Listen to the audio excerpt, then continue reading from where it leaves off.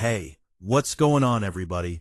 In today's video, I'm going to give you an introduction to key events in JavaScript. So sit back, relax, and enjoy the show. So what we've discussed in the previous topic is event listeners. An event listener can be added to an HTML element. They will listen for specific events to create interactive web pages. We'll be discussing keydown and keyup. There is a third type of key event called key press.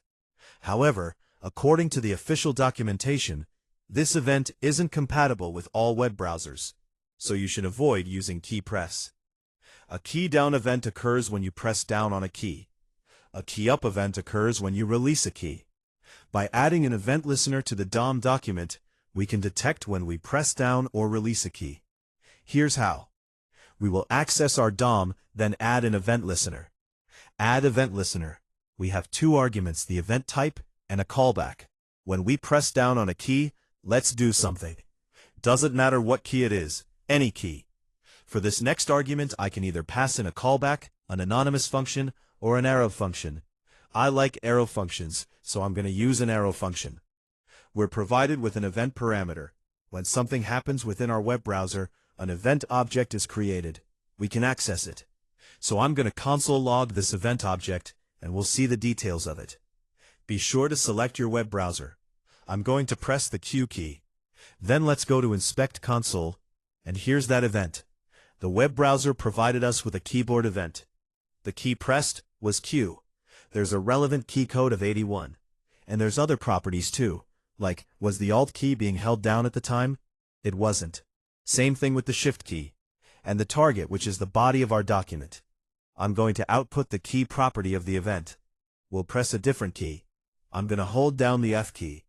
I'm not releasing it, I'm holding it down. We're going to consistently fire key down events. I would like to detect when I release a key. I will use the key up event. So let's copy this, paste it. The event is going to be key up.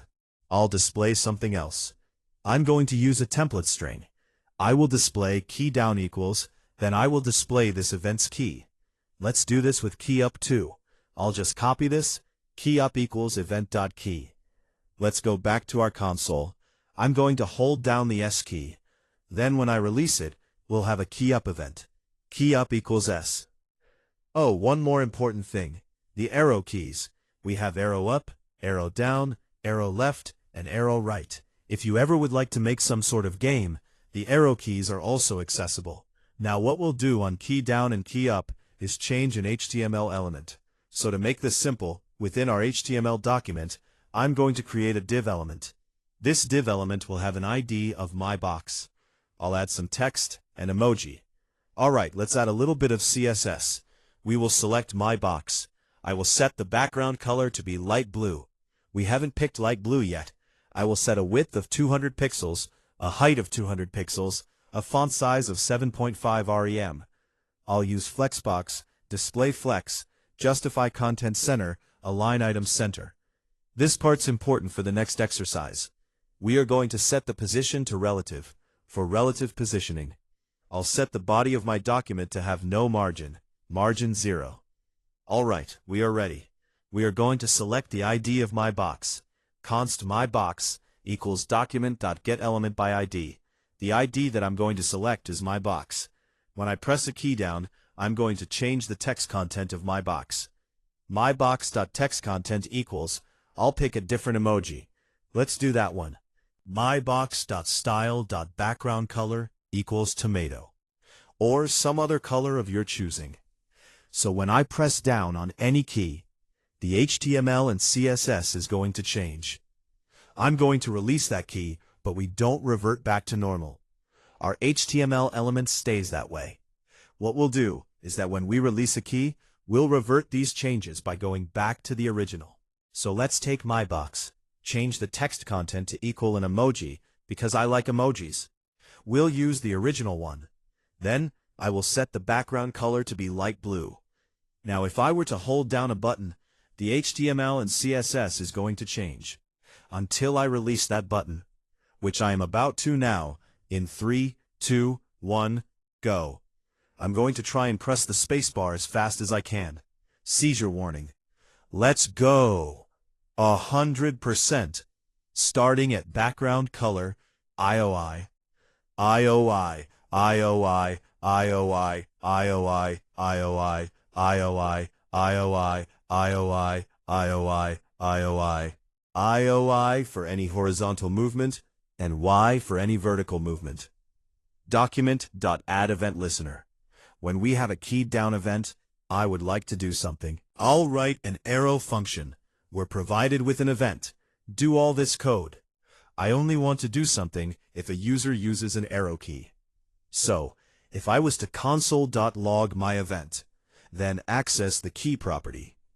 Let's go to Inspect Console, select your document. I would like to do something only if the key pressed is arrow up, arrow down, arrow left, or arrow right. I don't want any of the other keys. I can write this if statement. If access our event, access its key. Follow this with the starts with method. Does this key start with arrow?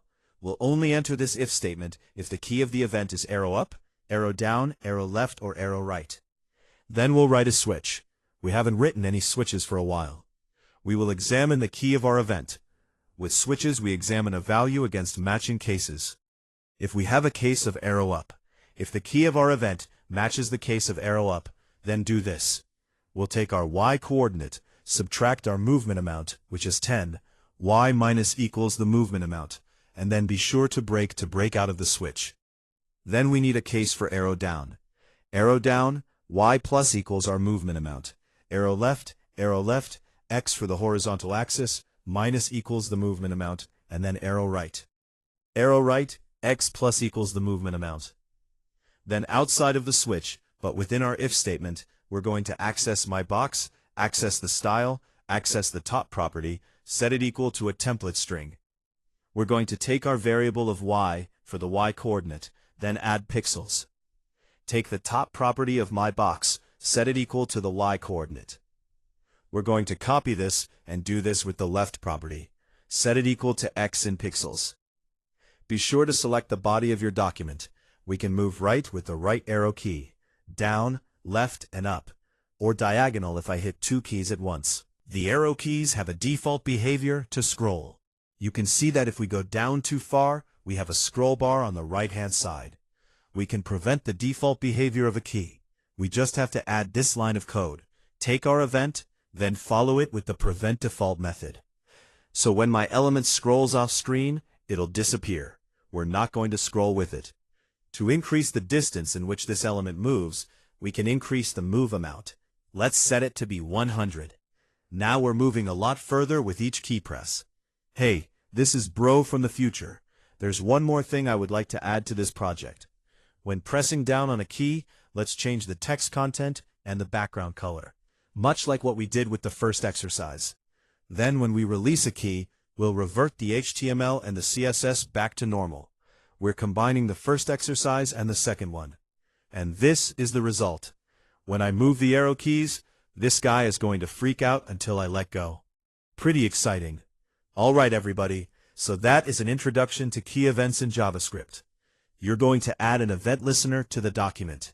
When you select your document and press a key, when the key is pressed down, that will create a key down event. When you release a key, that creates a key up event. And well, everybody, that is an introduction to key events in JavaScript.